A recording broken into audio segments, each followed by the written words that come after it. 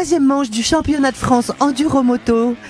Les 25 et 26 juillet 2015, ce week-end, Jura Sud était à l'unisson des trépidantes motos enduro, une épreuve particulièrement sportive sur un terrain singulier et très technique. Dominique Rosselet, président du motoclub Moirans, organisateur de cette compétition, combien de pilotes s'étaient inscrits à cette épreuve? Au niveau des pilotes inscrits, nous avions fait le plein des inscriptions, c'est-à-dire 370 pilotes, puisque la réglementation du championnat de France nous limite à 370. Où s'est-elle déroulée? Sur le territoire de Jura Sud, ça on l'a compris, mais précisément à quel endroit? Donc nous avions fait le choix, parce que déjà de choisir de faire le championnat de France pour mettre en valeur notre territoire, parce qu'on a quelque chose qui est quand même peu connu des enduristes, ça c'est certain, puisque beaucoup sont venus pour la première fois ici.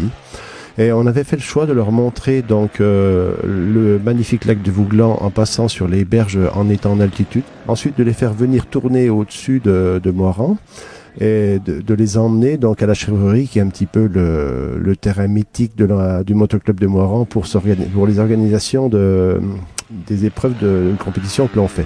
Et après, pour les spectateurs, on a fait le choix de regrouper donc les 3 spéciales au même endroit à la chèvrerie. Alors, ce qui nous a permis de limiter donc les déplacements. Donc, un seul contrôle horaire à la halle des sports et les 3 spéciales à la chèvrerie pour pouvoir regrouper les spectateurs en un seul lieu. Avec l'autorisation du Conseil général, nous avons pu barrer la route des Creusets.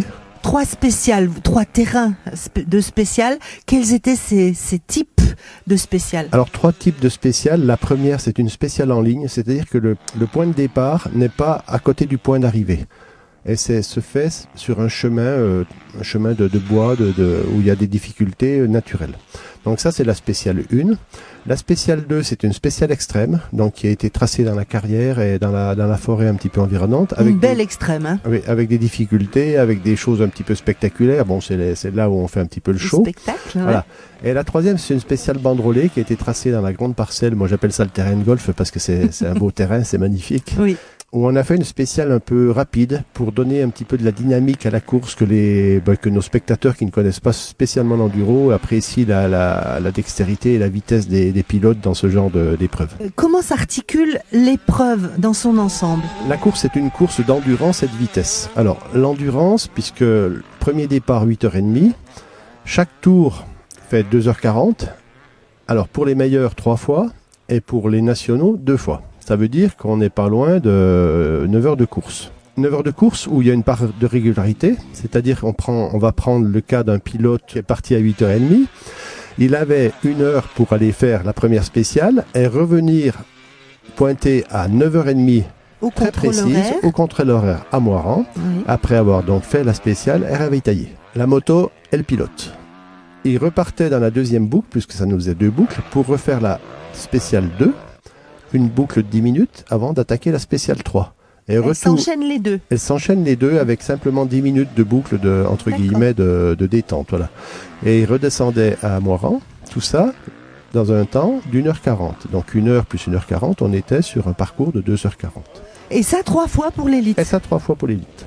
Quelles sont les qualités d'un bon pilote? Dans la partie liaison, il faut être capable de rouler relativement vite, en sécurité, sans jamais se commettre d'erreur, puisqu'on est sur des chemins qui sont quand même compliqués, avec une évolution du terrain, ça se creuse, il y a des racines qui apparaissent, des cailloux qui roulent.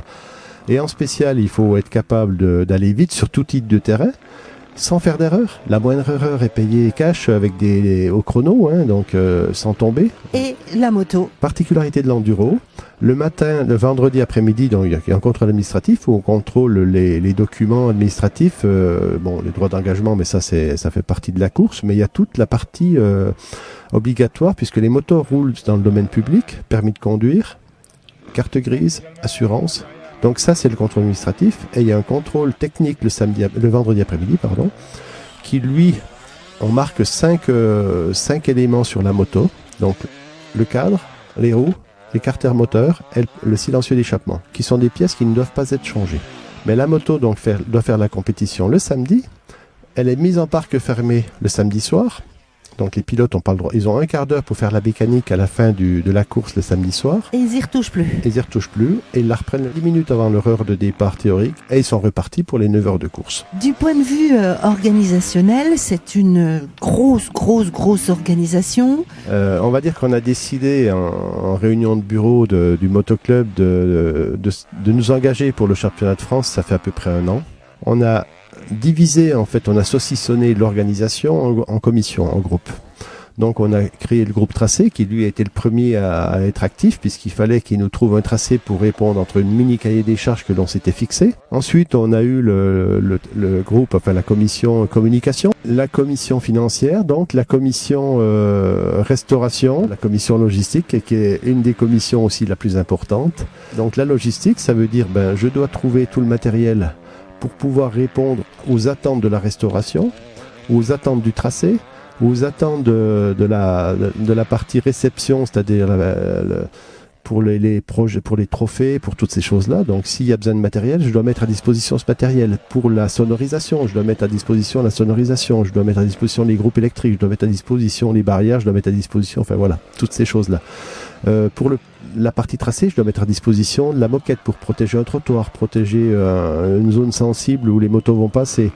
Voilà. Mettre en place la mini-pelle aujourd'hui qui va travailler pour reboucher les trous dans les spéciales, dans les liaisons. Voilà, ça fait partie de la partie logistique, ça.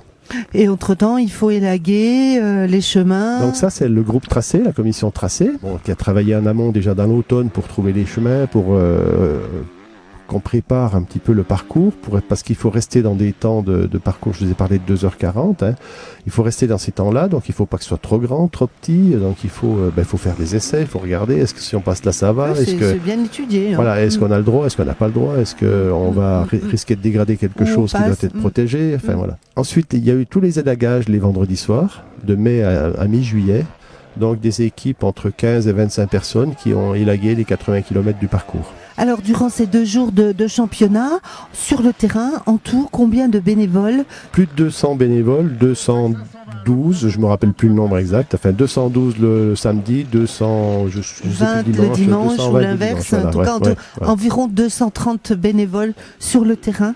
Qui s'est distingué sur ces 2 jours de compétition?